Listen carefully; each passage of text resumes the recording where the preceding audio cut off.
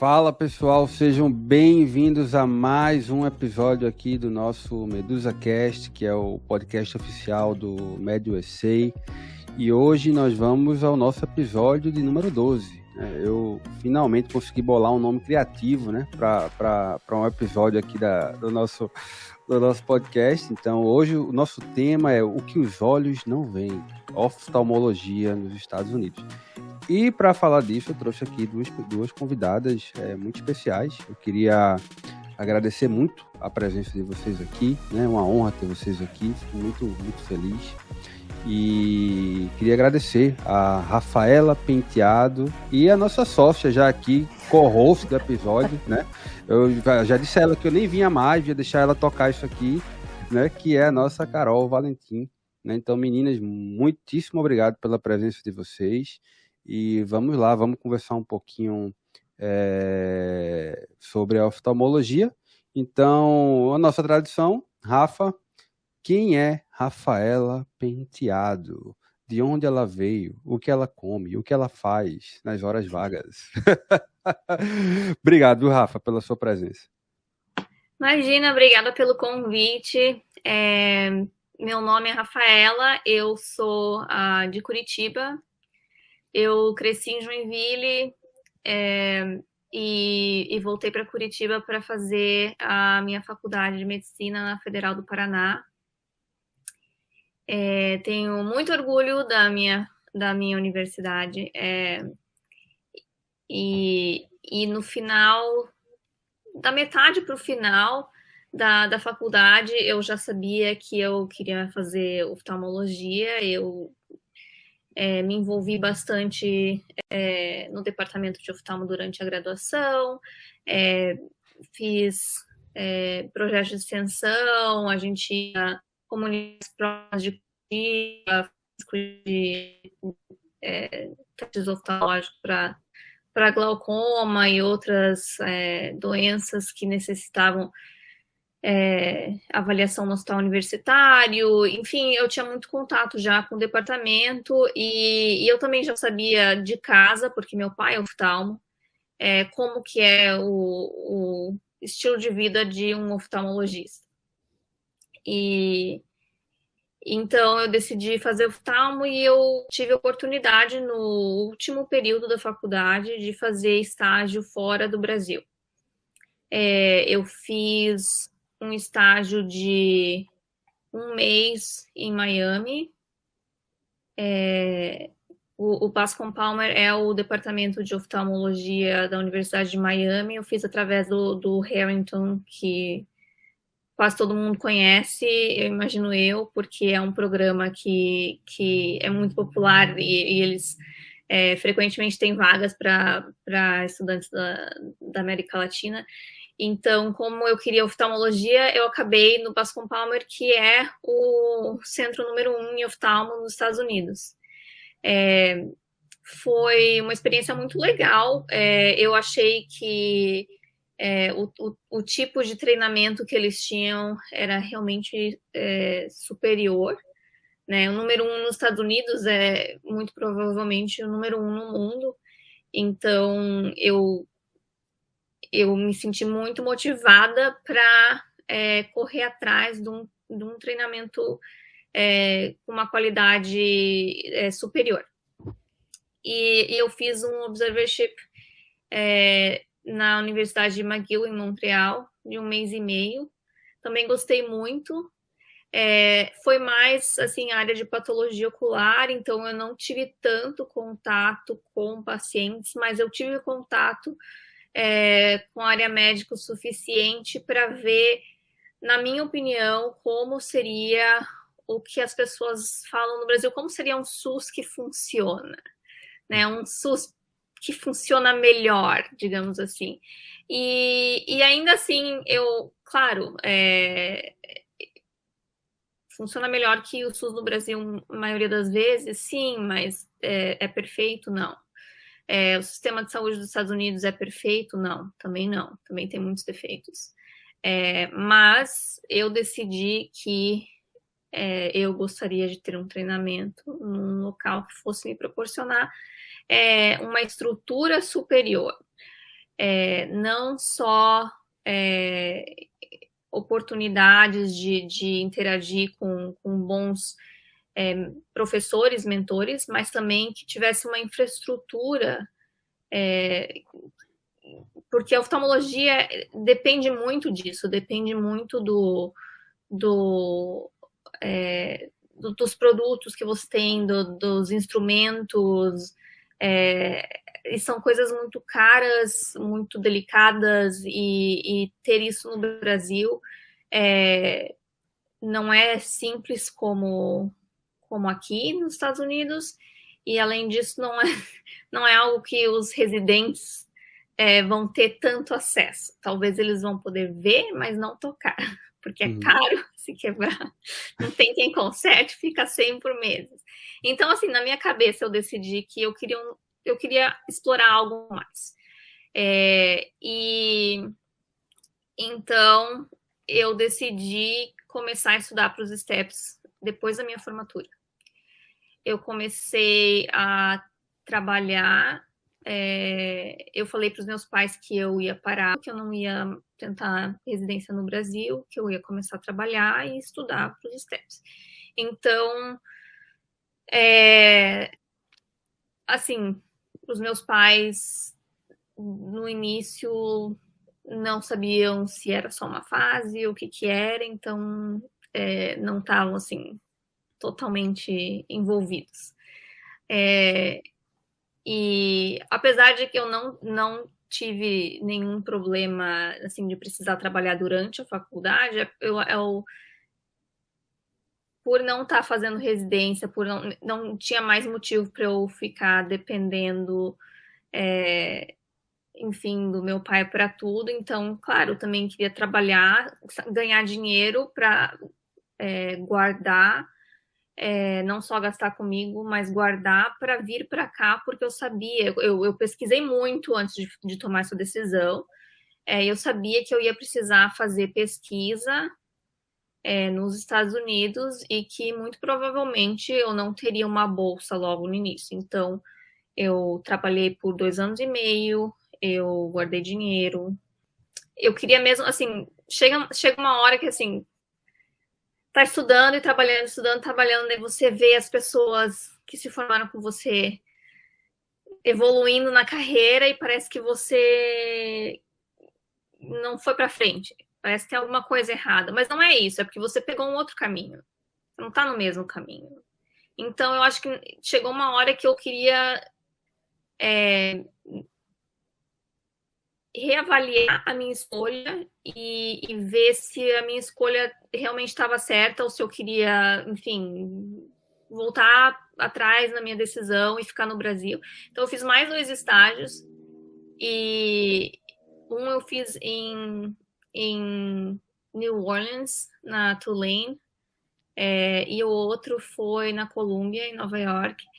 E eu amei meus estágios, eu tive certeza que realmente a minha decisão estava certa e que, apesar de as coisas andarem devagar, era isso que eu queria. E então, logo no ano seguinte, daí eu vim fazer entrevista aqui em San Diego para fazer pesquisa. Vim para cá pensando em fazer pesquisa por 2 anos, acabei ficando 4 anos fazendo pesquisa. Eu poderia ter ficado só 3. Assim, depois, eu digo isso porque você não vai aplicar para residência sem ter nenhum paper. E o application da residência acontece cedo, então é difícil você bolar um projeto e publicar muito rápido. Então, eu precisaria pelo menos 2 anos para ter publicações suficientes para aplicar. E daí ficaria 3 anos, porque você aplica na metade do ano, enfim. Então, eu ficaria aqui, teria uma possibilidade de eu ter ficado só 3 anos. Eu escolhi ficar mais, porque eu me envolvi com projetos que eu queria terminar e que eu queria apresentar. Enfim, eu escolhi ficar mais tempo. E então, quando chegou a hora de fazer de mandar minha aplicação para residência, realmente eu tinha muitas publicações, até o sistema o application na residência de oftalmo é diferente, não pelo menos, cada ano muda, mas no meu ano tinha uma página, você podia colocar suas publicações em uma página, e eu lembro que eu tinha muitas, não cabia naquela página, e eu mandei um e-mail para eles nunca tinham tido esse problema, aí eu conseguia colocar todas as suas publicações. No ano seguinte eles mudaram. Isso é um problema bom para ter, né? Pois é. Então, assim, realmente, eu me esforcei muito e demorou, mas eu consegui chegar no meu resultado. Eu acho que esse é o tema, né? Essa é a Rafaela que trabalha, a Rafaela, né, profissional. Como pessoa, eu gosto de dormir nas minhas horas vagas, adoro tirar uma soneca na praia, gosto de nadar, gosto de fazer mergulho, gosto de pintar, gosto de fazer trilha, gosto de sair de casa, não sou da balada, já fui, não sou mais. Eu amo San Diego porque a maioria dos dias tem tempo bom, dá para sair, dá para fazer alguma coisa quando eu tenho tempo livre. Gosto de sair com os meus amigos, me dou super bem com os meus colegas da residência, enfim, eu acho que eu sou uma pessoa 50% bem sociável e 50% caseira.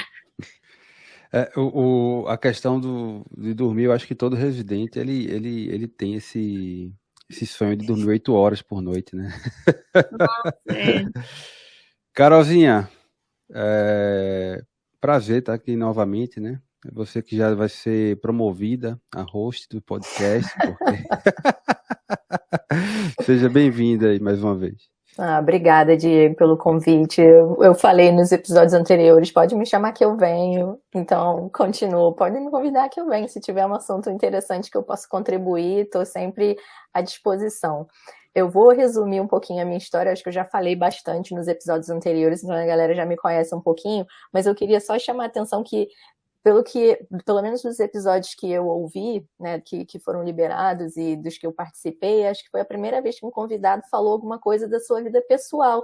Tipo, verdade. Assim, eu gosto de pintar, eu gosto de sair, os hobbies. Eu gosto de descansar também. Acho que todo mundo fica tão, assim, focado em falar as coisas, né, sobre a residência, sobre o que é necessário fazer e tudo mais, e a gente acaba não esquecendo, mas assim... Em segundo plano, né? Assim, colocando em segundo plano, exatamente, aspectos que, na verdade, são fundamentais da nossa vida, né? Assim, a gente é residente ou estudante, ou, né, temos nossos planos, nossas aspirações profissionais, mas a gente é um ser humano, a gente continua gostando de fazer as coisas e se ajeitar direitinho, dá para ser os dois, né? Dá para ser um profissional de excelência e dá para fazer as coisas que gosta também. Eu confesso que agora, com o neném em casa, fica um pouco mais difícil. Essa questão de dormir, por exemplo, né, gente? Eu não sei quando foi a última vez que eu dormi 8 horas à noite, mesmo picada, não rola, não tem mais. Hoje a neném acordou, era 4h50 da manhã. Então, assim, depois que ela acorda, não tem mais como a mamãe dormir. Mas eu também gosto bastante de descansar. Bom, enfim, gente, voltando aqui ao assunto. Eu sou Carolina Valentim, eu sou oftalmologista, estudei na UFRJ, no Rio, me formei no final de 2010, fiz minha residência de oftalmologia no Rio também, na UF, me formei em 2014. Depois disso, fiz um fellow de transplante de córnea, depois um fellow de superfície ocular, comecei o mestrado, tudo isso na UF. E por causa do meu mestrado, surgiu a oportunidade de eu vir para os Estados Unidos, para o UCSD, onde eu conheci a Rafa, para fazer um ano de pesquisa. E eu não me preparei durante a faculdade, nunca passou pela minha cabeça que eu fosse um dia fazer residência nos Estados Unidos, ou fazer qualquer coisa nos Estados Unidos, na verdade. Essa primeira oportunidade de pesquisa foi algo que literalmente caiu no meu colo, foi oferecido para mim pelo meu orientador na UF, do mestrado. Ele sabia que eu gostava de pesquisa, sabia que eu tinha vontade, né, de vir para cá, apesar de nunca ter procurado necessariamente e pesquisado, etc., como vir para cá e tudo mais. E aí, na verdade, foi um encontro muito feliz, assim, porque eu aceitei, obviamente, na hora, e entre o convite e começar a minha experiência na UCSD foram só 6 meses, assim, tudo aconteceu muito, muito rápido. E eu vim para cá, fui para San Diego, né, super serelepe, contente, pensando, meu Deus, o que eu vou fazer? Será que eu vou fazer alguma coisa parecida com o que eu estava fazendo no Brasil? E não, na verdade, o meu PI na época me pediu para fazer uma coisa totalmente diferente, então eu comecei a fazer pesquisa básica, né? Cuidar de camundongo, fazer experimento em vivo, que eram coisas que eu não tinha conhecimento nenhum, eu aprendi tudo na marra, rápido, para fazer a coisa dar certo. E o laboratório onde eu estava na época acabou transicionando um pouco para fazer pesquisa em inteligência artificial, e como eu já tinha feito residência, né, já era oftalmologista, o meu PA me convidou para participar desse projeto também, e aí, a partir desse momento, eu continuei fazendo um pouco de pesquisa básica, mas aos poucos eu acabei migrando totalmente para a parte de inteligência artificial, bioinformática. Minha experiência na UCSD terminou 2 anos e meio, mais ou menos, depois, e nessa época, eu engatei meu casamento na época, então, na verdade, foi isso que gerou em mim a vontade de ficar nos Estados Unidos. Na verdade, o meu motivo foi mais pessoal do que profissional, apesar de que uma vez que você entra no Charlie Eye, que é o hospital oftalmológico da UCSD, e em qualquer laboratório, você pensa, uau, eu nunca vi isso no Brasil, sabe? Foram muitas coisas que eu nunca tinha visto no Brasil. Então, obviamente, eu tinha um interesse de melhorar, né, de aprender e tudo mais. Então, eu decidi prestar os STEPs. Eu pesquisei muito, conversei com muitas pessoas, e a Rafaela foi uma guru na época. Nunca posso te agradecer suficiente, Rafa. Muito obrigada por todas as horas em que a gente conversou e você foi me contando passo a passo tudo que você estava fazendo, etc, etc. E a partir daí eu pesquisei e falei, bom, então agora eu me casei, eu vou me casar e quero voltar a ter pacientes, né, trabalhar na parte clínica, porque eu gosto muito de pesquisa, mas não era isso que eu queria fazer full time a minha vida toda. E aí eu falei, bom, e agora? Então eu comecei a me preparar para os STEPs, comecei a fazer as provas, foi muito desafiador, especialmente o Step 1, eu comecei pelo Step 1, mas deu certo, e eu decidi aplicar para residência. Eu apliquei, na verdade, no total, eu fiz quase 5 anos de pesquisa entre a UCSD e a Cleveland Clinic.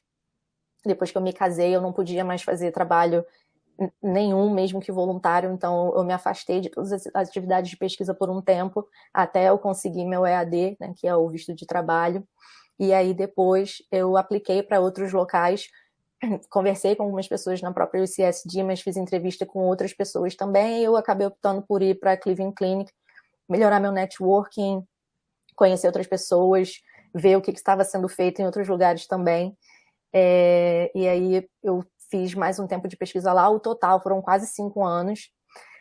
Não foi por opção, porque, na verdade, eu queria ter aplicado no ano anterior, o que eu apliquei de fato, mas por causa da pandemia, as minhas provas, eu já tinha feito o Step 1, mas o meu Step 2 e o 2CK e o CS, que acabou depois sendo cancelado de vez, né? Eles foram remarcados várias vezes, cancelados algumas vezes. Então, chegou o momento de aplicar e eu não tinha tudo pronto. Eu não tinha o Step 2 CK pronto, o CS eles ainda não sabiam o que eles iam fazer, se ia voltar, se não ia, e mais importante de tudo, eu ainda não tinha o meu green card, porque também atrasou por causa da pandemia. Então eu conversei com algumas pessoas mais velhas, mentores, e uma pessoa em particular, do Bascom Palmer, que eu acabei conhecendo através de uma pessoa, um conhecido, e ele me aconselhou, ele foi muito direto comigo, ele falou, só aplica quando a sua aplicação estiver boa para você dar match de primeiro. porque se você não der match de primeira, depois vai ficar mais complicado. E aí, tive que engolir a seco, e foi isso. Acabei optando por não aplicar naquele ano, foi, né, 2020, né? E apliquei só em 2021 para começar em 2022, que foi o que aconteceu comigo. Então, hoje eu resolvi fazer residência de novo também, que é um caminho mais árduo, mas assim, um pouco mais garantido em termos de liberdade profissional depois. A gente pode tocar nesse assunto depois também. Então, cá tô eu. Sou intern na University of Louisville e bem feliz. É sofrido, é muito trabalho, mas tem sido muito, muito bom. Intern year é complicado. Mas só fazendo um comentário, Rafa, você falou que você é de Curitiba e eu comecei a namorar minha atual esposa em Curitiba, né? A gente foi para um congresso tal e começou lá a namorar. E a gente noivou em Curitiba. A gente voltou para Curitiba para a gente noivar. Então a gente gosta muito de Curitiba, uma cidade que é muito especial para a gente, né? Que legal, que legal. Pretendemos voltar para lá quando formos ao Brasil visitar. Mas a gente gosta muito de Curitiba. A gente ficou até um bairro de italianos. Esqueci o nome. Santa Felicidade. Santa Felicidade. A gente foi lá no restaurante lá que diz que é o maior, que é o tamanho do shopping center, né? Sim, sim, o Madaloso. Muito bom. Muito bom lá. Mas beleza, vamos lá, meninas. Eu tenho aqui alguns tópicos para discutirmos aqui com a nossa audiência. E a primeira coisa é que hoje, né, vocês que me lembraram isso, hoje, que dia é hoje? Dia 1º de fevereiro é o dia que a gente está gravando aqui, é o dia do match da oftalmo, né? Que é um match diferente do match das outras especialidades que acontece em março, né? Por que é diferente? Como funciona? Por favor, dê uma luz aí, porque oftalmologia, acho que urologia tem isso também, então o que é que tem de diferente? Como é que é isso?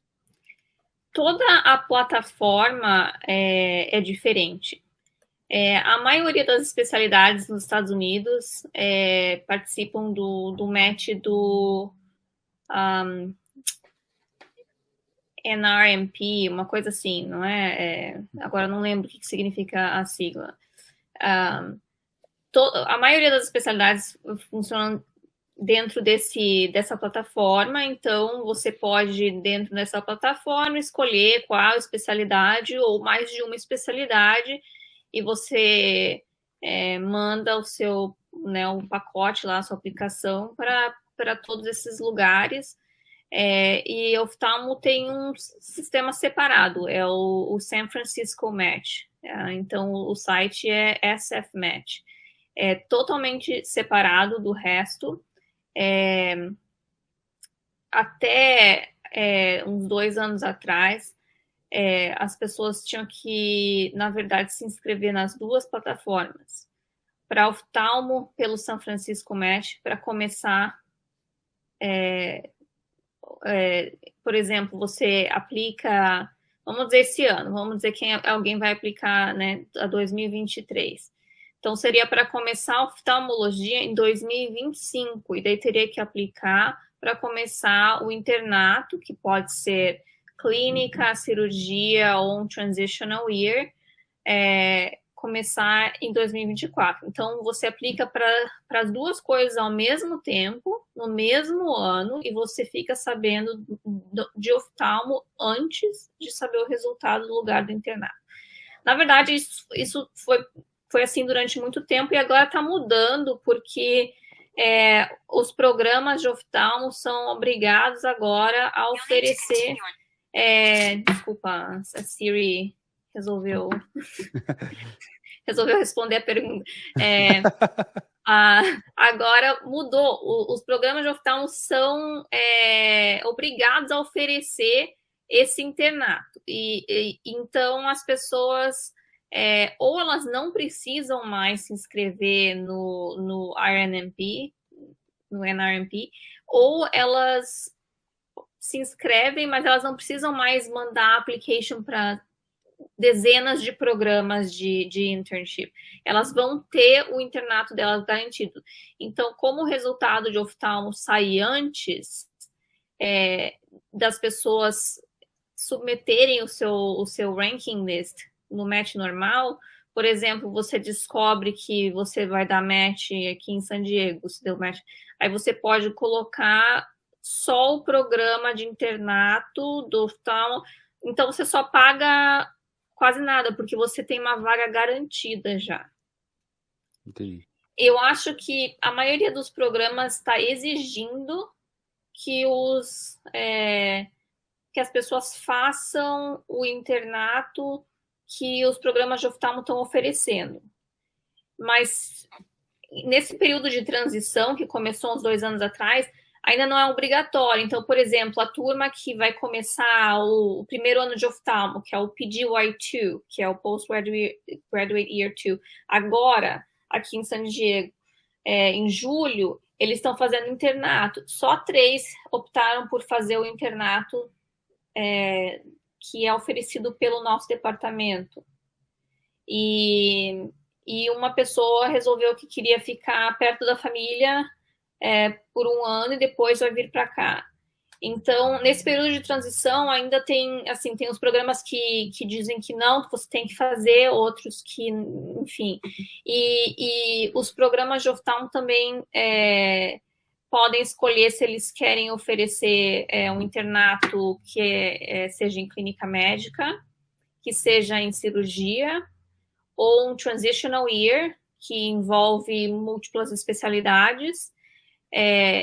A partir do ano que vem, eles vão ser obrigados a oferecer 3 meses de oftalmologia dentro do internato, mas não precisa ser na mesma universidade, na verdade. Só precisa ser num hospital afiliado, ou eles têm que ter uma colaboração com algum outro hospital. Então, por exemplo, aqui em San Diego, o departamento de medicina interna resolveu que não vai mais ter o preliminary year, então eles não têm mais, eles só têm categorical. Então não tinha como fazer um internato de clínica médica aqui. O departamento de cirurgia aqui é muito puxado. Aí o nosso programa resolveu que não. Não queria mandar os residentes para fazer cirurgia aqui. O pessoal desistia antes de entrar na própria oftalmologia. Eu fiz o internato de cirurgia, eu optei. Mas eu não acho que, enfim, que o daqui de San Diego seja a melhor opção, talvez. Eu acho que aqui é um programa um pouco mais puxado. Então, o que o programa aqui fez foi, na verdade, uma colaboração com um hospital, um community hospital, que é em Temecula, que fica a 40 minutos de San Diego, não é nem dentro de San Diego, enfim, mas é um transitional year que o pessoal que está fazendo está amando, porque é tipo 40 horas por semana. Ai, que maravilha. É o mini Napa Valley do sul da Califórnia. Então, eles moram, assim, nos vinhedos, aí eles trabalham só 40 horas, aí eles têm otorrino, tem neurocirurgia, tem dermato, enfim, eles estão amando. Que espetáculo. É um espetáculo. E ainda é mais barato morar lá aqui em San Diego, então eles estão adorando. Maravilha. Eu tenho algumas coisas para acrescentar. Eu não sei por que o match da oftalmo é antes dos outros. Eu não sei se eles fizeram isso de propósito por causa do intern year, que antigamente não era oferecido pelos programas, então as pessoas tinham que se virar nos 30 para achar um local depois do match da oftalmo. Não sei qual é o motivo, mas acho que todo o restante a Rafa explicou muito bem, né? Acho que a principal diferença é que a aplicação da oftalmo é por essa outra plataforma, que é o San Francisco Match. Então, o layout, assim, as informações que você coloca são muito parecidas com o que, né, que você tem que colocar no NRMP também, mas assim, a interface é diferente, né? O layout da página é diferente e tudo mais, e tem que se atentar com as datas que realmente tudo acontece antes na aplicação, é antes, o resultado é antes, e só o dia que começa que todo mundo é igual, lá 1º de julho. E acho que essa é a principal coisa. Pelo que eu vi, Rafa, ano passado, assim, a partir desse ano, todos os programas precisam realmente oferecer a vaga de intern year, como você disse muito bem. Pode ser de clínica médica, pode ser de cirurgia, pode ser de um transitional year, e os programas eles podem ser joint ou integrated, e a diferença é que no programa que é joint, eles oferecem a vaga do intern year, mas o seu PD durante o intern year não é o PD da oftalmologia. Então, assim, eles têm uma associação, né, com o hospital, a instituição, enfim, que vai ter você como intern, mas as regras são de outro departamento. E quando o programa é integrated, é o próprio pedido da oftalmologia que faz o seu horário, que lida com os residentes, faz tudo desde o intern year. Pelo menos é isso que eu entendo. O meu programa é joint, então quando eu dei match no passado, o que aconteceu foi que no passado, nem todos os programas eram joint ou integrated ainda. Então, eu acabei tendo que aplicar nos 2 locais. Eu apliquei no São Francisco Met e apliquei no RNP também. Eu sei que você também teve que fazer isso, né? E, assim, é um transtorno porque você tem o dobro do trabalho, porque você tem que fazer a aplicação usando as 2 plataformas, e você acaba gastando muito dinheiro também, porque não existem tantos programas assim de oftalmologia. Se eu não me engano, ano passado, acho que eram 121, algo assim. Então, assim, é um número pequeno, assim, se você for comparar com clínica médica, por exemplo. Mas como você também tem que aplicar para o intern year, você acaba tendo que aplicar para tantos mais programas também, né? No meu caso, por exemplo, eu apliquei muito old grad, né? A minha aplicação foi bem broad, eu apliquei para quase todos os programas de oftalmologia, eu não tinha tanto problema em termos de me mudar e tudo mais, então eu apliquei para quase todos, eu excluí muito poucos, nem foi baseado em região geográfica, foi baseado em outras coisas, assim. E aí, obviamente, eu tive que ser um pouco mais econômica na parte do intern year, porque não tinha condições de aplicar para mais tantos lugares que eu fali, assim, né? Então, tinha esse porém. No final, eu dei match num programa que é joint, então o que eu precisei fazer, quando eu soube do match do oftalmo, o que eles me pediram é assim, não faz nada no RMP, não submete nada, o pessoal da clínica médica vai falar com você. Então, eu esperei, né? E o que eles me pediram foi assim, para ranquear só eles e que o match era garantido, né? Porque o programa era joint, então eles estavam oferecendo a vaga de intern para mim. Então, foi isso que aconteceu. E acho que agora, a partir desse ano, se eu não me engano, os alunos não vão precisar mais fazer isso. A aplicação vai ser só no São Francisco Met e as vagas de intern vão ser oferecidas ou como joint ou como integrated, mas eles não vão precisar aplicar no RMP também, o que, poxa, é metade do trabalho e praticamente metade do dinheiro também, né? Que a gente acaba tendo que aplicar. Para quem não sabe, a gente paga por número de locais que você está aplicando, né? Então, se você quer aplicar para 5 locais, acho que é até 10, né? É o mesmo preço. E aí vai barateando um pouquinho em termos de tantos dólares por programa, mas vai aumentando o valor conforme você vai aplicando para mais programas, que é justamente para limitar a galera, né? Para nem todo mundo aplicar para todos os locais que geram um trabalho maior para eles também. A cada 10 programas já vai aumentando substancialmente, né, o preço por programa, né? Que você falou, para diminuir o pessoal aplicar para menos programas, né? Para talvez equilibrar mais o processo. Pois, meninas, vê só. Carol fez quase 5 anos de pesquisa, Rafa fez 4 anos de pesquisa. O que é que vocês acham que é fundamental para você dar o match em oftalmologia? É a pesquisa, nota, hoje a gente não tem mais nota no Step 1, nota só do CK, networking, o que é que vocês diriam que é um must, que o aplicante, a pessoa precisa correr atrás para poder dar um match em oftalmologia, porque é uma especialidade muito concorrida, né? E ela já é muito concorrida aqui no Brasil, né? Já é difícil de entrar no Brasil, lá no Brasil, imagina aqui nos Estados Unidos, né? Então, o que é que vocês acham que é fundamental para um aplicante que quer dar match em oftalmologia? tudo. A resposta é tudo. Não, porque realmente é muito concorrido. Então, eu acho assim, não é uma coisa que é muito importante. Você tem que ter um pacote completo.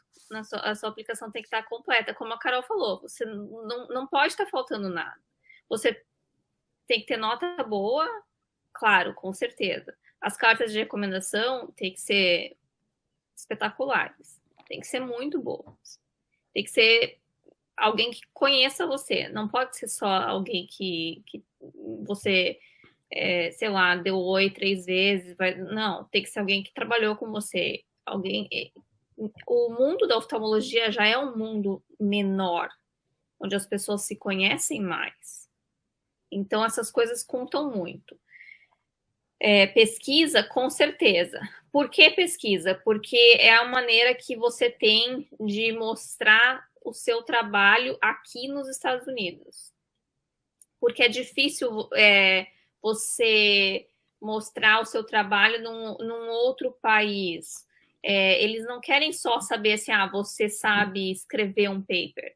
Eles querem saber você trabalha bem em equipe, você chega no horário, você cumpre com as suas tarefas, você ajuda as outras pessoas que trabalham com você, você é proativo ou fica só esperando as pessoas perguntarem o que você vai fazer.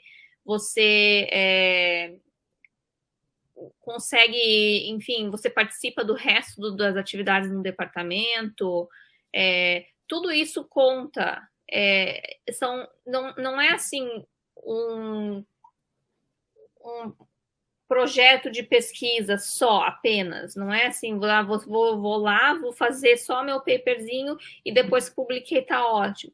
Não, aquilo é uma oportunidade para você mostrar a sua dedicação, como você trabalha dentro do ambiente acadêmico, já que eles não podem saber como que você trabalha dentro do ambiente clínico, porque eles não vão conseguir te avaliar clinicando aqui. Então, eles te avaliam na pesquisa. Além disso, você ter resultados concretos. Não adianta você colocar no seu currículo, fiz um fellowship de pesquisa há 4 anos, e você não tem nenhuma publicação. O que você fez nesses 4 anos, então? Sabe? Você tem essa oportunidade de mostrar os resultados.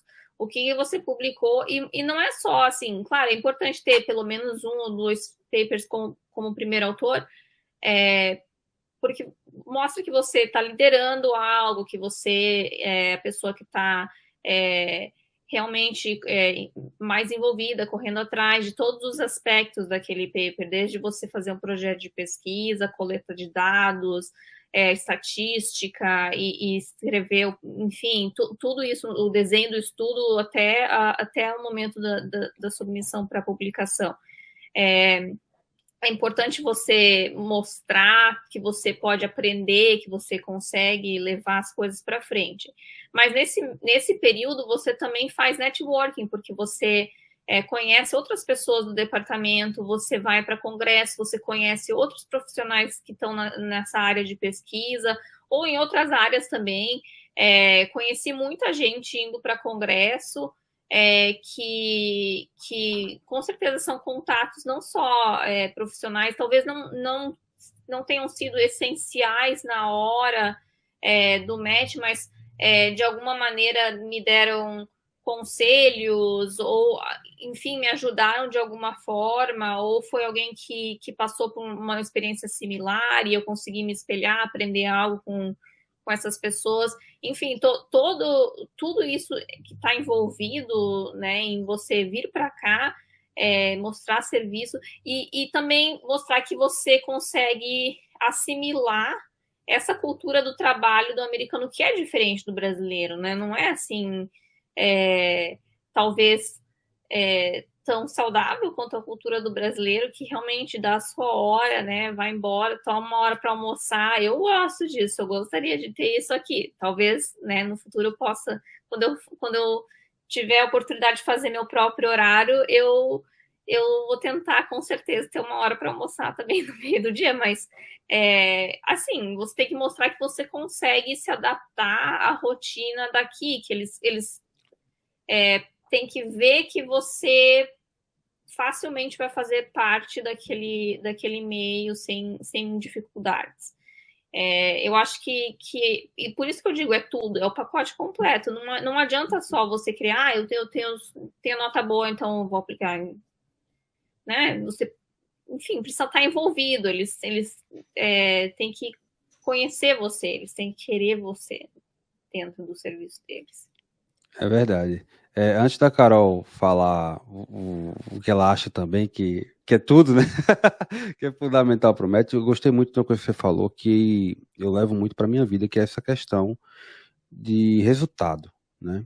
Não adianta você ficar 1, 2, 3, 4 anos lá e cadê seu resultado? Né? Você precisa ser um finisher, né? Você precisa ser aquela pessoa que começa um projeto, termina e publica. Então, eu até estava vendo recentemente, acho que foi até minha esposa que me mandou um paper da própria Cochrane, estudando os abstracts que viravam papers, né? Porque se você tem muito abstract, mas que não vira paper, isso é um problema, né? E se você coloca isso no seu currículo e você aplica isso é para o Program Director, que é mais ligado, né? Ele percebe isso, ele percebe que, olha, o cara tem aqui 100 abstracts, mas tem 10 papers, tem um problema aqui, né? Que nem quando eu avaliava muito currículo, quando eu trabalhava com pesquisa e o pessoal mandava para o meu chefe currículo, ele mandava para mim, para avaliar. E aí o pessoal fazia o que eu chamo de perfumaria, né? Um monte de cargo, um monte de coisa e tudo mais, e eu ia no que me interessava. Se a pessoa quer trabalhar com pesquisa, eu quero ver o que ela publicou.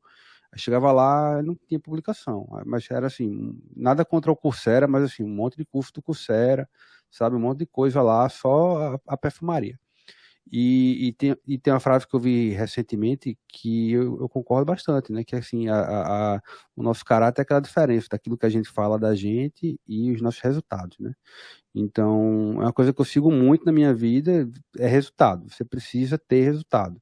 Não adianta falar que faz e acontece se você não tem o resultado, né? E é isso. Então, Carol, sua vez aí. Não, de novo, eu assino embaixo em tudo que a Rafa falou. Acho que para oftalmo, que é uma especialidade muito competitiva, tudo é importante. O que você puder fazer para se diferenciar vai ser importante, sabe? Eu costumo falar que foi assim a minha experiência com todas as pessoas com quem eu fui conversar sobre application, sobre, sabe, me apresentar e falar, olha, eu vou aplicar para oftalmologia, né? O que você acha, o que eu posso fazer e tudo mais. Todas as pessoas, em congresso, dentro da Cleveland Clinic, enfim, dentro da UCSD até não, porque naquela época eu ainda não tinha feito as provas, então não me perguntavam sobre ela, mas depois que eu fiz as provas, com quem eu fui perguntar? A pessoa podia nem nunca ter me visto na vida. Todos me perguntaram, quando você tirou no Step 1? Uhum. Então, assim, acho que mostra o tanto que a nota, pelo menos era importante. Agora, para quem vai fazer, né, as provas agora, aplicar a partir de agora, o Step 1 é pass and fail. Dizem aqui que a nota do Step 2 CK meio que vai virar a nota do Step 1 e ter nota alta, infelizmente, para oftalmologia é quase que uma condição para você tentar. Né, sabe, assim, se você não tiver uma nota muito boa, você pode aplicar, obviamente, mas já meio que já sabendo que tem que ser muito, muito, muito, muito diferenciado no restante, porque senão as suas chances diminuem muito. Não é só isso que é importante, como a Rafa bem disse, assim, tudo é importante. Então, ter networking, ter pessoas que te conheçam muito bem, que vão advogar por você, que vão te escrever uma carta pessoal, não dizendo, eles, sabe, assim, foi muito bom trabalhar com o fulaninho. A carta tem que ser substancial, tem que falar, eu trabalhei com a pessoa durante tanto e tanto tempo, a gente trabalhou intimamente, né, a pessoa é capaz de fazer isso, etc, etc, etc. Então, assim, o networking é importante. Fazer pesquisa é muito importante, e eu digo isso no laboratório onde eu estava na Cleveland Clinic, a gente recebia muitos, muitos alunos da Case Western que queriam aplicar para oftalmologia. Então, assim, o laboratório era lotado de alunos. Você vê que todo mundo que queria o oftalmo, às vezes desde o primeiro ano de faculdade, estavam lá fazendo pesquisa, porque todo mundo já sabe, já existe aquela cultura aqui, né, que é necessário fazer pesquisa para poder aplicar para oftalmologia. E, infelizmente, é contra essa galera, né, que faz medicina aqui e que já sabe disso, que às vezes faz pesquisa desde o ensino médio, porque eu já vi também high schoolers fazendo pesquisa dentro da universidade. E, assim, são com essas pessoas que você vai competir. Então, assim, no mínimo, você tem que ser comparável a essas pessoas, né? Então, eu acho muito difícil um AMD dar match em oftalmologia sem pesquisa, infelizmente. Infelizmente, eu não conheço nenhum que não tenha feito pelo menos 2 anos de pesquisa antes. A gente, né, gravou um episódio sobre pesquisa, justamente, e acho que eu já falei isso antes, o tanto que foi importante para mim. Certamente foi o meu diferencial, pelo menos, assim, acho que o fato de eu ter feito residência antes, em alguns momentos, foi uma red flag, porque dizia o quão old grad eu era, né, mas pelo menos nas entrevistas que eu recebi, que eu fiz, não foi visto como uma coisa ruim, pelo contrário, mas todos, sem exceção, falavam do meu currículo de pesquisa. A Rafa não falou de números, mas falou que, enfim, nem coube, né, todos os papers que ela publicou. Eu acho que na minha aplicação, entre aceitos, publicados e submetidos, eu acredito que na época, metade do ano passado, eu tinha cerca de 15, que é muito para um estudante brasileiro, pelo menos na minha experiência, do que eu vi, né, durante a faculdade, mas às vezes, mas não é tanto assim para quem está aqui fazendo as coisas aqui, porque a galera realmente chega muito junto e faz pesquisa como primeiro autor às vezes não, mas eles fazem pesquisa realmente desde muito cedo. Foi muito elogiado isso, sim, em todas as minhas entrevistas. E infelizmente eu preciso dizer que eu acho que o Green Card me ajudou demais, o fato de eu não precisar de sponsor, né? Me ajudou, não sei se foi fundamental para o meu match, mas certamente me ajudou a ter entrevista. Eu tive muito mais entrevista do que eu imaginei que eu fosse ter, assim. Então, A última, inclusive, Bebel já estava querendo nascer já, né? As minhas entrevistas, olha, eu vou te contar, foi entre 35 semanas de gravidez até quase 40, né? Acho que a minha última entrevista eu estava com 39 semanas, então, assim, foi ótimo que foi tudo online, porque se não fosse, inclusive, eu não teria feito as entrevistas, porque eu não tinha mais condições de viajar de avião, assim, mesmo. Eu estava muito cansada, foi muito cansativo, mas deu certo. E não dava para ver a barriga, né? Ou seja, né, dá para ver só daqui para cima. Então foi sucesso nesse sentido, assim. Mas foi cansativo, enfim. Voltando ao assunto aqui, o Green Card, eu não sei como que a Rafa aplicou nesse quesito, assim, mas para mim ter esperado pelo Green Card, ter aplicado sem necessidade de sponsorship por nenhuma universidade, eu acho que fez diferença para mim. São aquelas verdades difíceis de engolir, né? Mas, infelizmente, não só para o oftalmo, acredito que isso seja verdade para todas as especialidades que são muito competitivas. Você tem aplicantes muito bons, né? Às vezes, pau a pau ali. Se um precisa de visto e o outro não precisa, eu acredito que o que não precisa de visto acaba tendo prioridade assim, no ranking, infelizmente. Só essa questão do Green Card, é importante a gente falar para o pessoal essas coisas, né? A gente falar que, olha, realmente traz facilidades e tudo mais. Existem formas de quem trabalha com pesquisa de aplicar para o Green Card através do EB2, né?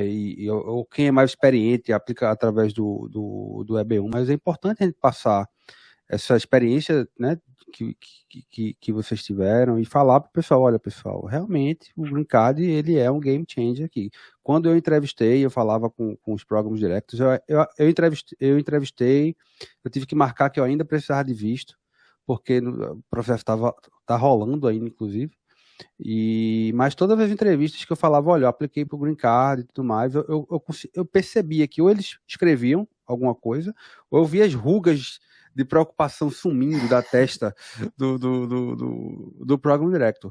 E essa questão do Old Graduate, realmente, ela é uma faca de dois legumes, né? Eu acho que já falei aqui em outros episódios, uma frase que sempre me marcou. Uma vez eu conversando com o Program Director, e eu perguntei a ele, assim, faz muitos anos isso, Eu perguntei a ele se ele achava que seria interessante ter residência de cirurgia no Brasil. Eu fiz residência de cirurgia no Brasil.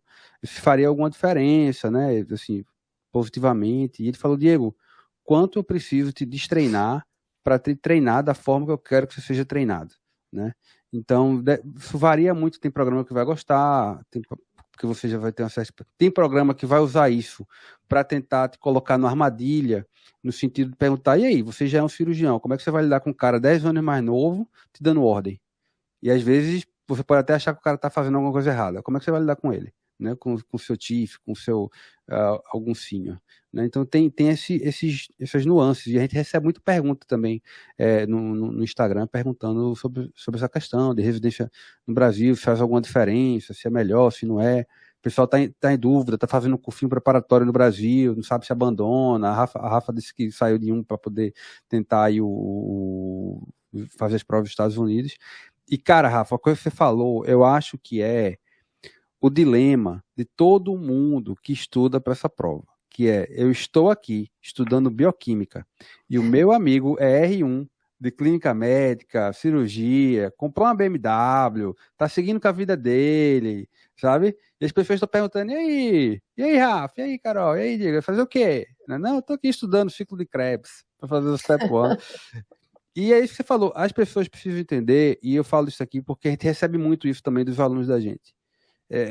Essa questão de motivação, de estudo e de tudo mais, é um projeto diferente. Então você não pode se comparar com essas pessoas, porque elas seguem um caminho, isso que você disse, elas seguem um caminho diferente do caminho que você quer seguir. Então você não pode medir pela mesma régua, é diferente. E você precisa entender isso. E vai ter dia que você vai estar motivado para estudar, vai ter dia que você não vai estar, e as pessoas ficam buscando motivação. Motivação não vem todo dia. Você não está motivado todo dia. Motivação não é o que você faz passar. Motivação não é o que faz você dar match. O que faz você passar na prova, o que faz você dar match é disciplina. É você fazer o que você tem que fazer, por mais que você não queira fazer, mas é sua obrigação. E todo dia você tem que estar ali estudando 8 horas por dia, 10, quanto você puder estudar, você tem que estudar. E, como vocês falaram, pesquisa é importantíssimo para oftalmologia, importantíssimo para cirurgia. Eu trabalhei por 2 anos aqui no Montefiore como Research Associate, né? Eu tive não vou dizer sorte, mas eu tive a oportunidade de vir com um visto H1B e com salário, né? Então, assim, eu tive uma oportunidade que, quando ela surgiu, você não tem como dizer não, né? Então eu vim, e aí aquela história, não é fazer 2 anos de pesquisa, é o que é que você fez nesses anos, o quanto você publicou nesses anos de pesquisa. E uma coisa que eu usei a meu favor, assim, é o quanto você fez as pessoas corretas saberem o que é que você estava fazendo. O que é que você fez para elas tomarem nota de que você existe, né? Então, assim, é você mostrar para o departamento, seja através de rede social, seja através dos próprios residentes, os resultados que você vai tendo ao longo do ano que você está se preparando. Mas vamos voltar para o tema da oftalmologia. Já falei demais aqui, deixar vocês falando mais. Eu quero saber de vocês agora, uma coisa que eu realmente não sei. Como funciona a residência de oftalmologia? Eu sei que, tudo bem, você tem o primeiro ano, o intern year, você vai ali para a clínica médica, né? Então, você deu match, né? Tomou aquele champanhe, né? Tocou a música do Ayrton Senna, tocou lá o We Are The Champions, né? Comemorou muito. E aí chega julho, você vai estar lá, intern year. Você, no intern year, já vai ter algumas atividades da oftalmologia, sei lá, education, ou você vai seguir só a parte da internal medicine. E como funciona a residência de oftalmologia em si? Terminei o intern year, estou na residência de oftalmologia. Como é que funciona? Então, até ano passado, mais ou menos, era totalmente separado, né, esse intern year, então não tinha um currículo de oftalmologia dentro do intern year, com algumas exceções raras de alguns programas que já tinham meio que esse combo, assim, ou eles tinham, assim, não era obrigatório Eles tinham assim, a gente tem um transitional year aqui, que a gente guarda a vaga para vocês se quiserem, e daí, se vocês quiserem, dá para fazer um estágio em oftalmo. 1 mês, 3 semanas, sei lá, algo assim, bem superficial. E eu, por exemplo, fiz o ano de cirurgia geral, eu fiz na UCSF, no programa que fica, não dentro de São Francisco, eles têm 2 programas, um que é o em São Francisco e o outro que chama East Bay, que fica em Oakland. Eu fiz a cirurgia em Oakland, e até vou abrir um parênteses aqui rapidinho, a gente tocou no negócio de visto, eu apliquei para o EB2, então quando eu dei match em oftalmo, eu já sabia que eu ia ter minha autorização de trabalho, não ia precisar de visto, e foi por isso que eu consegui meu intern year em cirurgia lá, porque eu queria fazer lá, porque meu namorado estava morando em São Francisco e eu queria ficar perto dele no intern year. Então, eu queria ir para lá. E eu consegui meu match lá, entrevista lá, tudo porque eu não precisaria de visto. Porque eles só davam visto J e eu já tinha aplicado para o Green Card, então não podia mais pegar J. E até assim, se vocês quiserem fazer um episódio no futuro sobre visto, não sou advogada de imigração, mas eu li tanto, estudei tanto sobre esse tema que eu acho que dá para a gente fazer um episódio sem divulgar nada de, assim, só com experiências ou situações de pessoas que a gente conhece, mas que não, enfim, não sou advogada de imigração. Então, inclusive, eu vou fazer algumas perguntas em off para você depois. Sim.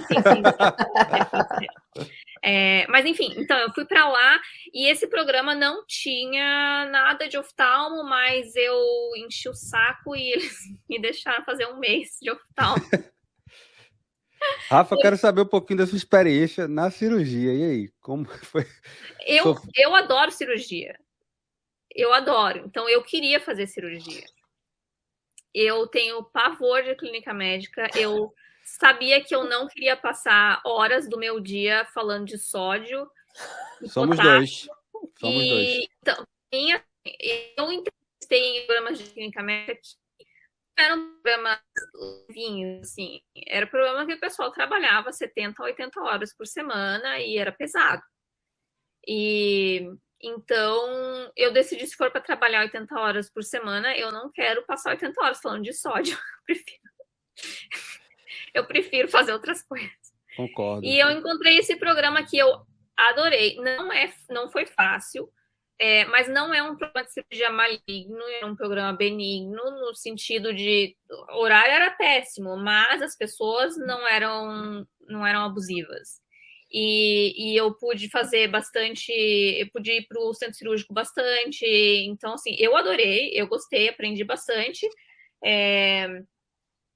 Fiz apendicectomia, fiz um monte de coisa, me deixavam fazer tudo porque... Também, assim, eu sou proativa e eu faço os cut work, que é o trabalho que ninguém quer fazer, que é o que o interno faz, né? Vai lá trocar curativo, fazer visita em todo mundo, escrever todo... Eu era super rápida nisso, então eu acabava meu trabalho mais rápido, ia para o centro cirúrgico e daí me deixavam operar. Claro, com supervisão, com tudo. Mas você tem que ser proativo. Tinha outras pessoas que também estavam lá, que eram prelim, e não queriam ir para o centro cirúrgico. Então, eles faziam o trabalho deles bem devagarinho, passavam um tempo lá fora, almoçavam no jardim. Enfim, vai de cada um. Vai o que você quer fazer, o que você quer levar naquele ano que você está lá. Então, eu aprendi bastante, eu gostei muito, não tenho nenhum arrependimento de ter feito cirurgia. E eu acho que até me preparou um pouco mais para a parte de oftalmo do que se eu tivesse feito clínica médica. As duas coisas não têm muito do que levar para frente para oftalmologia, na verdade, mas questão de, pelo menos, porque oftalmo é uma especialidade cirúrgica, então, pelo menos, essa questão de você chega no centro cirúrgico no primeiro dia, você não está lá, tipo, e agora? Daí alguém abre a luva para você e você... Qual mão que vai? Assim, tem as outras pessoas que chegam lá todo atrapalhado. Mas se você já está acostumado a fazer isso, você já chega lá, já sabe o que tem que fazer, já escreve seu nome no quadro para a enfermeira não ter que ficar perguntando quem é você, já já dá oi pro paciente antes do chefe chegar, já vê se o termo de consentimento está assinado, já vai colocando as... Então, você já sabe como funciona. Então, essas coisas já me ajudaram. Então, eu não me arrependo de nada de ter feito cirurgia. Foi muito difícil. Se tivesse um transitional year, 40 horas por semana, na Bay Area, será que eu não gostaria de ter feito? Mas com certeza. Com certeza. Eu não queria trabalhar 80 a 90 horas por semana. Com certeza. Rafa, 80 horas de cirurgia ou 40 horas mais discussão de sódio? Isso é difícil, porque eu consigo dormir com o olho meio aberto, assim, que eu vou prestar atenção. Então, talvez eu teria feito clínica, mas clínica, o que eu tinha de oportunidade, na verdade, seria muitas horas, então, para mim, não valia a pena. E também, uma outra coisa foi que eu comecei meu intern year em 2020, em julho de 2020. No meio da pandemia. Então, foi no pico da pandemia, não tinha vacina até o final de dezembro. Isso. Então, era assim, se eu tivesse feito clínica, eu ia estar, como prelim, eu ia estar na UTI Covid metade do ano. É verdade. E em cirurgia, meu programa decidiu que os interns não iam ver coronavírus. Uhum. Porque eles não queriam que a gente ficasse doente. Porque quem é que vai fazer todo o trabalho que ninguém mais quer fazer? Então eles decidiram que não, que só os PGY2s para cima que iam ver paciente que tinha fechado o diagnóstico já. Uhum. E às vezes ia só o chefe, às vezes só o chefe entrava no quarto para examinar. Então eles foram bem legais nesse sentido, assim.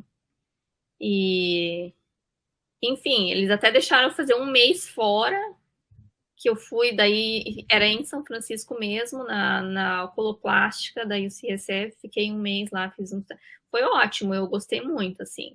E daí, isso então foi o meu intern year. Agora, eu acho que, claro, tem lugares que tem cirurgia, eu sei que na UCSF e em Stanford, por exemplo, o intern year deles é cirúrgico. Eu não acho que eles operam muito, não. Eu acho que eles passam mais tempo fazendo visita, mas eles também passam com otorrino, com neurocirurgia, com cirurgia plástica, que são especialidades que já têm um pouco mais de interação com o oftalmo. Uhum. E a partir desse ano é obrigatório, né, para quem vai começar agora o intern year em 2023, vai ter que ter 3 meses de oftalmo dentro desse intern year. Não precisa ser nada muito específico, pode ser qualquer coisa dentro do oftalmo, assim, pode ser oftalmologia geral, ou eles podem colocar para fazer, enfim, uma rotação, um rotation que é específico, vamos fazer oftalmopediatria, não sei o que, pode fazer, enfim, dentro da oftalmologia, o que for. 6 meses tem que ser obrigatoriamente clínico ou cirúrgico, e daí pode ter o resto de eletivo. Eu não sei o que os outros 3 meses são, assim, acho que pode ser pesquisa, pode ser qualquer outra coisa, assim, mas tem que ter pelo menos 6 meses de atividade clínica ou cirúrgica que não seja oftalmo. E daí os outros 3 anos são oftalmo, cada programa distribui de uma maneira diferente os estágios. Então, os residentes, claro, cada programa vai ter sua diferença, assim, alguns vão começar, enfim, com alguns estágios no primeiro ano de oftalmo, outros, enfim, meu programa, a gente no primeiro ano faz consulta hospitalar, faz oftalmo geral, faz córnea e oftalmopediatria. Aí, no segundo ano, a gente faz glaucoma, retina, oculoplástica, tem um eletivo, tem mais oftalmopediatria, mais córnea, e oculoplástica, acho que eu já falei. Daí, no último ano, tem um eletivo, tem oculoplástica, e daí tem oftalmo geral, 9 meses, mas, assim, tem clínicas de subespecialidades, porque esses 9 meses são no VA, e as clínicas são só dos residentes. Então, você sendo o terceiro ano, que você é o senior, você tem que tem que tocar a clínica. Então, assim, segunda é retina, vai retina. Terça é não sei o que lá, vai indo. E opera bastante. No meu programa, a gente começa a operar no primeiro ano do oftalmo. A maioria dos programas eu começo a operar no segundo ano. A Carol já sabe operar. Então, talvez eles deixem ela operar bem cedo. Então, acho que não, na verdade. No meu programa, a galera começa a operar no segundo ano. Na verdade, bom, acho que eu vou falar logo. Eu tenho 3 meses de oftalmologia. Eu não tive opção, assim, meu intern é de internal medicine. E aí eu tenho aquelas core rotations, né, que eu vou para wards, né, que é a enfermaria, vou para emergência, vou para UTI, cardiologia. Corrigir o sódio, Carol, corrigir o sódio. Gente, eu também não gosto de sódio, não. Também não O é potássio, minha praia, mas o infelizmente potássio eu até é fiz pra tranquilo. hoje. O potássio é até tranquilo, mas o sódio... Cara, olha, eu tenho que dizer que acho que depende muito também do preceptor que você pega, assim, eu já tive dois blocos, né, 8 semanas de wards, assim, obviamente a gente discute o sódio, mas, assim, foi melhor do que eu esperava. Foi no VA até também, eu também vou pro VA, mas foi melhor do que eu esperava. Eu tenho 3 meses de oftalmo no intern year, inclusive eu estou rodando no oftalmo agora. Eu tive 2 meses numa clínica de oftalmo geral, que é dos residentes também, e foi ótimo, porque eles já sabiam que eu tinha experiência, então eu atendia pacientes tanto quanto eles, então foi muito de boa. E agora, nesse momento, eu estou rodando em consults, né? Então a gente está fazendo consulta hospitalar também, que aí eu acho um pouquinho mais tricky, mas eu conversei com outros residentes e aparentemente na maioria dos programas eles colocam a galera do primeiro ano para fazer, do primeiro ano, né, de oftalmo, dos 3 anos de oftalmo, para fazer consults, o que eu acho muito estranho, porque não era assim na minha época no Brasil, né? Eu acho que meio que jogar a galera na cova dos leões, né? Assim, acabou de entrar na oftalmologia, já precisa ir lá fazer consults e dar diagnóstico. Claro que você não precisa fazer tudo sozinho, né? Você tem pessoas para você ligar e tudo mais que vão te dar suporte, mas eu acho, mesmo para mim, assim, que já tem uma super experiência, é bem, assim, desafiador, porque, por exemplo, eu não tive muito contato com trauma. Meu hospital no Rio não era um hospital aberto de trauma. E onde eu tô agora é um hospital trauma total, assim, a gente viu muito, sabe, assim. E eu não tenho experiência com isso, então para mim vai ser meio que meu primeiro contato também. E eu imagino que para os outros seja muito pior, né, porque mal consegue manusear o oftalmoscópio indireto com uma lente 28 e a galera tem que ir lá fazer consulta e se virar nos 30 para fazer as coisas. Mas enfim. E aí, como a Rafa falou, que o meu programa também é bem parecido, assim, no primeiro ano a gente faz bastante oftalmo geral, no segundo ano roda em todas as subespecialidades, no terceiro ano, assim, no segundo, a gente não, acho que a galera não opera no primeiro ano, só faz algumas cirurgias que são quase ambulatoriais, assim, coisas, uma tarsorrafia, lacerações de pálpebra a galera do primeiro ano faz, mais cirurgias de catarata, cirurgias um pouco mais que precisa ir para OR mesmo, a partir do segundo ano, e no terceiro ano bem focado, assim. Meu programa tem um volume cirúrgico bem grande, assim, de todas as especialidades. Acho que é o ponto forte, assim, do programa. E a gente vê uma quantidade muito variada de patologias também. A gente tem que cobrir 7 hospitais nas consultas, então é coisa pra caramba. Tem sido bem cansativo, inclusive, a minha rodada agora. Mas ao mesmo assim, é muito busy, né? Muito ocupado, gente. Desculpa, eu tô enrolando inglês com português. A Rafa tá bem melhor do que eu falando tudo bonitinho em português. Mas, enfim, é bem ocupado, assim, a gente faz bastante coisas, assim, mas é muito interessante, assim, eu acho muito interessante. E a parte de clínica médica mesmo, a gente tem que ir para enfermaria, não tem muito jeito, mas eu tenho muito eletivo, então o eletivo é otorrino, que tem tudo a ver com, né, com oftalmo. Eu rodo na patologia também, rodo na radiologia, que também é bem importante para oftalmo. Rodei na neuro, não na neurocirurgia, mas na neurologia, então vi bastante coisa de oftalmo também. Na minha rodada de emergência, especialmente porque os residentes lá sabiam que eu já tinha feito residência, então eles me deixavam muito à vontade para receber todos os casos de oftalmo. Então, em todos os meus plantões, assim, se vinha alguma coisa de oftalmo, eles meio que separavam para mim, eu ia lá e fazer as coisas. Eles têm uma lâmpada de fenda, tem um tomoscópio indireto, o ultrassom, tá tudo bonitinho lá. Então foi bem legal, assim, foi uma rodada bem interessante. Tive que ver as asmas, né? Enfim, tive que ver os traumas, ver as outras coisas também que eu não queria, não gostava, né? Mas tudo tem sido bem, assim eu tenho aprendido muito, então eu tô com essa mentalidade, assim, de tudo é aprendizado, tudo pode ajudar no futuro, então tô bem tranquila em relação a isso. Uma coisa que a gente não falou, desculpa, é que o plantão de oftalmo, na maioria dos lugares, não todos os lugares, ele não é presencial. A maioria dos lugares, você tem, você é um home call.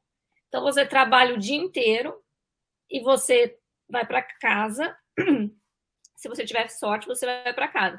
Senão, você nem saiu do trabalho ainda e já estão te chamando e você tem que responder por consultas em vários hospitais. Né? Aqui são 3. A Carol, coitada, 7. Eu não sei como que... Enfim, então tem que dirigir de um lugar para o outro. Eu acho que é interessante você cobrir mais lugares, você aprende, você vê coisas diferentes. Aqui, por exemplo, tem um hospital lindíssimo aqui em La Jolla.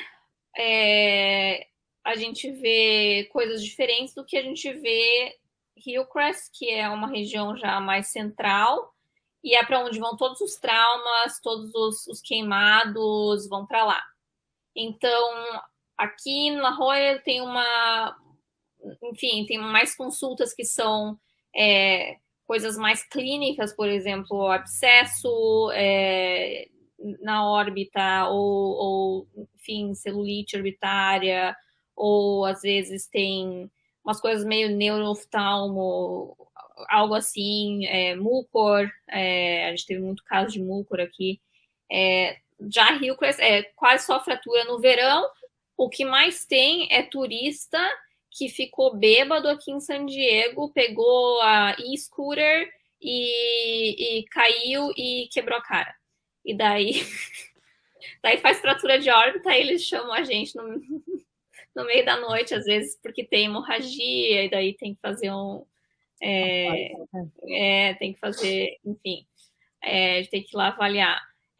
Tem queimados também, tem muita gente que às vezes é acidente de tentando pular o muro na fronteira, eles trazem para cá também. O pessoal se machuca bastante, enfim, são coisas bem diferentes, assim. E no dia seguinte tem que trabalhar. Se a gente tem, aqui tem no meu programa, se a gente tem um plantão muito difícil e a gente não conseguiu descansar direito, eles deixam a gente descansar de manhã e daí vai trabalhar de tarde. Não tem um dia de folga.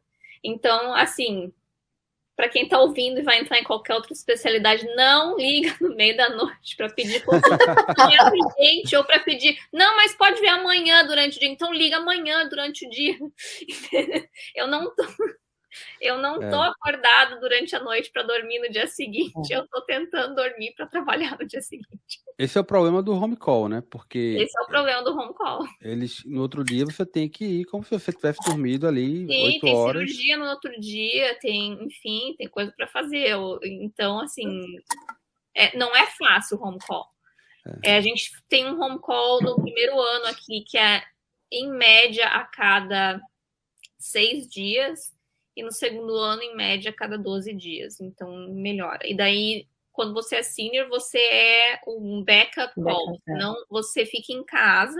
Então, a cada 6 dias, você é backup do primeiro ano.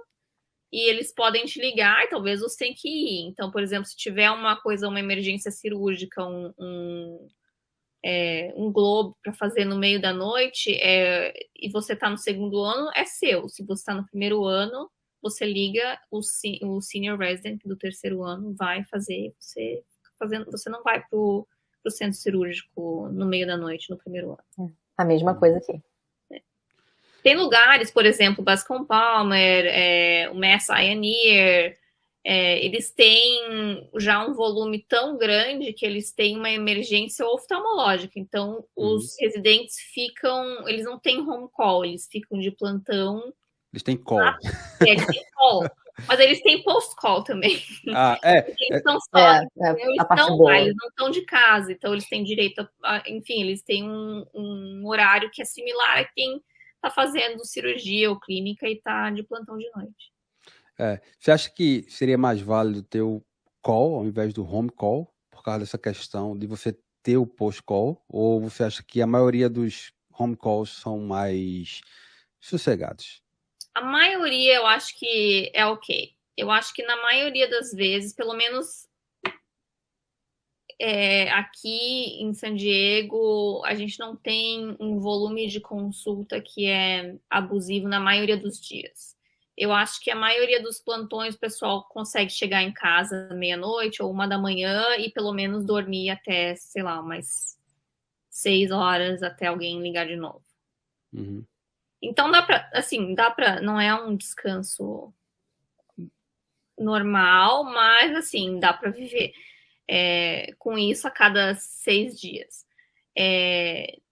Claro, se o dia é terrível, a gente tem um mini post-call que é de manhã aqui para se recuperar e ninguém enche o saco. Se pediu, eles não pedem recibo, sabe? Tipo, mas qual foi a consulta que você teve às 3 da manhã? Ninguém pergunta. É tipo, você tá precisando, então tá. Sem problema nenhum. Mas assim, eu acho que se tivesse um volume muito grande, aí teria que ser emergência, só que a gente cobre 3 hospitais também, né? Então, assim, às vezes tem uma consulta aqui, outra lá, depois vai pro VA e daí... Não tem um volume tão grande, assim, para justificar, eu acho, pelo menos. Eu sou azarada, na verdade. Se eu pego um sábado de plantão, eu vou ter pelo menos umas 15 consultas novas, enquanto os meus colegas têm 2 no sábado inteiro. É brabo. Meninas, a gente tá chegando aqui ao final do nosso episódio. Eu queria agradecer. A conversa foi boa. Eu queria agradecer a vocês, Rafa, Carol, foi muito bacana. Fico muito feliz aqui da participação de vocês. Antes de pedir as considerações finais de vocês aí, só lembrar para a nossa audiência aqui, né, a gente do MedUSC, a gente tem o curso preparatório para o Step 1, com as aulas e as apostilas, banco de questões. A gente recentemente fez uma parceria com o UWorld também, onde vocês vão ter o acesso ao QBank do UWorld e com a empresa do Samir Desai, que é MD2B, que organiza estágios, externships para médicos e estudantes que querem estagiar aqui nos Estados Unidos. Então, podem checar o site da gente lá, entrar em contato, que a gente tem sempre alguém aí disposto para conversar com vocês e tirar suas dúvidas. E, meninas, a gente sempre pede, né, Rafa, aqui no final, um conselho. Qual o conselho que você daria? A gente tem muito aluno que está estudando agora para o Step 1, e eu ouso dizer que a maior taxa a desistência das pessoas que desistem do processo, a maioria delas não é por uma questão financeira. Eu acho que é mais por uma questão daqueles problemas que a gente conversou, de a pessoa olha para o coleguinha tá lá, seguiu com a vida, já é R2, casou, comprou apartamento, e você está lá estudando bioquímica. Ou então, aquelas pessoas que você conta os seus planos e elas te desestimulam, né? Fala, não faz isso não, isso é muito difícil, né? E aí é uma batalha diária, né? Todo dia você tem que meio que se convencer que você está no caminho certo, né? Então, qual o conselho que você daria para esse pessoal? Carol também. Carol aqui, que também já deu muitos conselhos aqui também pro pessoal. Então, qual o conselho que vocês dariam para esse pessoal aí que tá na luta, que está todo dia se questionando, né, pensando se fez a escolha certa, se é isso mesmo? Qual conselho você daria para esse pessoal? Eu acho que a gente nunca vai saber com certeza se a gente vai atingir todos os nossos objetivos. Tudo que a gente pode fazer é tentar. Então, eu acho que primeiro tem que ter persistência e tem que ser proativo também. Não é só esperar. Porque tem muita coisa que a gente não consegue de primeira. A gente tem que tentar. E às vezes não é tentar da mesma maneira também. É encontrar maneiras diferentes de chegar onde você quer chegar. São caminhos tortuosos para chegar aqui nos Estados Unidos e fazer uma residência aqui. Então, eu acho que você tem que ter em mente que você está escolhendo uma jornada diferente dos seus colegas, assim como as pessoas que você conhecia quando você estava na escola e que resolveram fazer arquitetura, direito, engenharia ou qualquer outra coisa, também entraram no vestibular de primeira, enquanto muitos de nós aqui fez um ano de cursinho ou alguma coisa assim. E daí, quando a gente se formou, eles já estavam terminando o mestrado, já tinham casado, estava com um bebê encaminhado, com um apartamento e carro, e você ainda é um estudante de medicina, e daí você diz para ele, não, mas agora eu ainda tenho que fazer residência. Ou especialização ainda que nem paga. Entendeu? Então, assim, eu acho que a gente não pode comparar a nossa jornada com a de outras pessoas que escolheram algo que é muito diferente.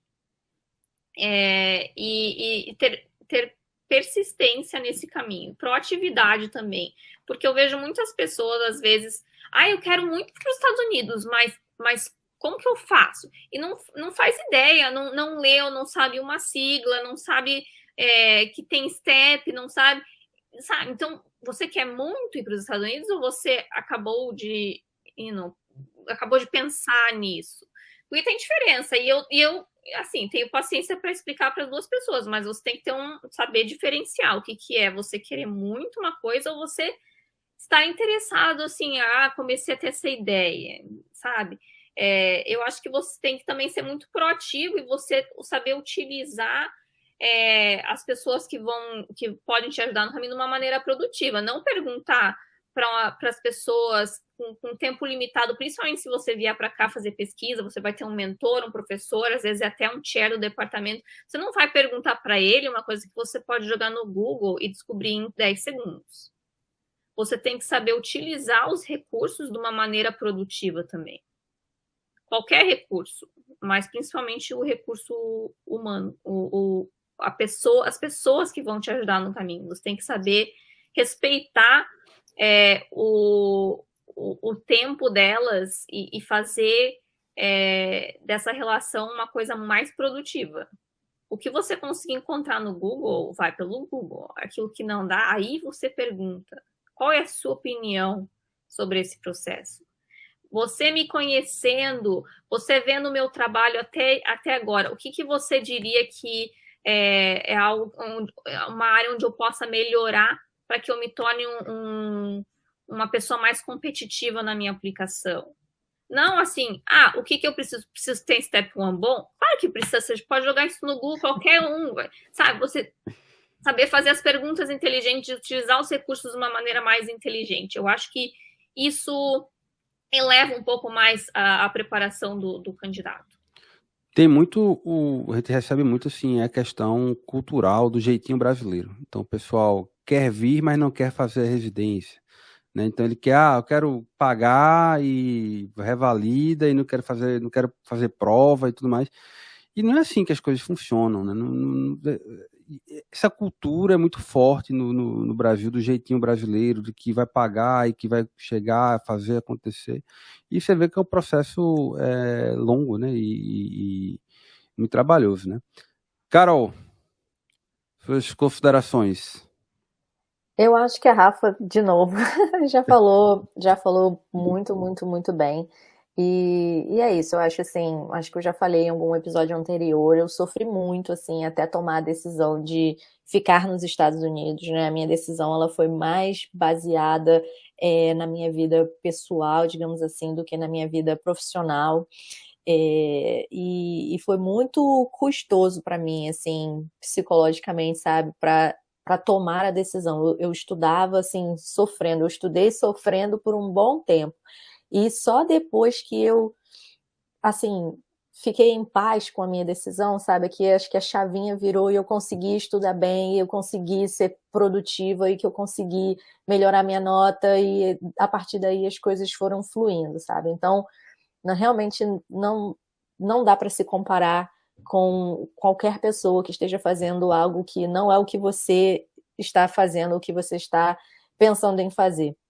Você precisa se comprometer com aquela ideia e focar, né? E focar realmente a fazer aquilo que vai ser produtivo para você, que vai te levar, que vai te fazer seguir o caminho que vai te levar àquele lugar onde você quer ir, né? Se você não quer ficar no Brasil, não adianta você se comparar com seus colegas de turma ou seus colegas de residência. Não dá. Né? Acho que é só uma outra fonte de sofrimento, né? Ver o que você está perdendo ao invés de focar no que você, na verdade, você está ganhando. E assim, a gente alcança o nosso objetivo, pode demorar um pouquinho mais do que a gente gostaria, mas alcança e realmente é um plano de longo prazo, de médio e longo prazo. Né? Eu acho que desde tomar a decisão de fazer as provas e fazer residência nos Estados Unidos até realmente as coisas acontecerem de fato, isso não é o curto prazo. Então é uma maratona, não é um sprint. Pelo menos para mim foi assim, sabe? É um processo realmente muito longo, né? Então é isso, gente. É difícil para todo mundo. Eu acho que não é uma maratona, cara. Eu acho que é uma peregrinação. Tá mais para peregrinação. Realmente. Mas é isso, gente. Focar no que você quer para sua vida, focar no que você quer para sua família, né? Acho que no fim das contas a gente faz isso para o nosso bem-estar, para o bem-estar das pessoas que a gente ama, né? Se a pessoa está vindo com família, enfim, o seu próprio bem-estar, focar naquilo e fazer as coisas que precisam ser feitas. Focar e confiar no processo que o resultado vem. E também olhar assim, um passo de cada vez. Eu acho até, não que eu me arrependa de estar aqui, mas eu acho que se eu soubesse tudo que eu iria passar para chegar onde eu cheguei, anos atrás, talvez eu não tivesse vindo. Porque talvez as dificuldades, se eu soubesse de todas as dificuldades, talvez eu teria desistido. Talvez eu pensasse, não, eu não sei se eu quero passar por tudo isso, não sei se vale a pena passar por todas as dificuldades, passar todo o sufoco. É um investimento financeiro, é um investimento de tempo, é um investimento de mental também, psicológicos, enfim, é tudo. E talvez se eu soubesse eu não teria vindo. Isso não significa que eu me arrependo, que eu acho até que foi bom eu não saber tudo, porque hoje eu não me arrependo de maneira alguma de ter tomado as decisões que eu tomei. Eu estou super feliz com os meus resultados, mas eu acho que é importante às vezes também, claro, você saber ter um big picture, né, de onde você quer chegar e o caminho que você tem que tomar, mas é um passo de cada vez, porque tem gente que não começou a estudar por Step 1 e já quer saber para quem que vai pedir a carta de recomendação. É uma coisa de cada vez. Eu recentemente tive uma conversa com um pai de aluno, que o aluno está no início da faculdade, já está pensando em clerkship, já está pensando, sabe, Harvard, já está pensando nessas coisas. Eu falei, olha, vamos com calma.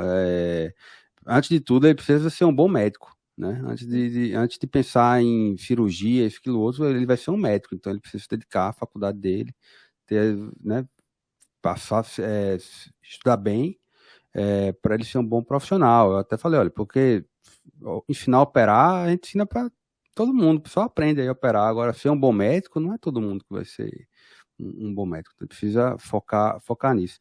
Mas é isso, meninas. Muito obrigado pela presença de vocês aqui. Acho que a conversa foi muito bacana. Rafa, fica aí o convite, você voltar para... Vamos falar de vistos. Isso, acho que essa vai ser uma conversa interessante. Né? E Carol, minha sócia. Obrigado. Obrigada pelo convite de novo. Obrigada pelo convite, adorei a conversa e estou à disposição para a gente fazer aí mais um episódio, quem sabe, falando de vistos. Obrigado. Então é isso, pessoal. Obrigado pela audiência de vocês e até a próxima. Um grande abraço. Até mais. Tchau, gente.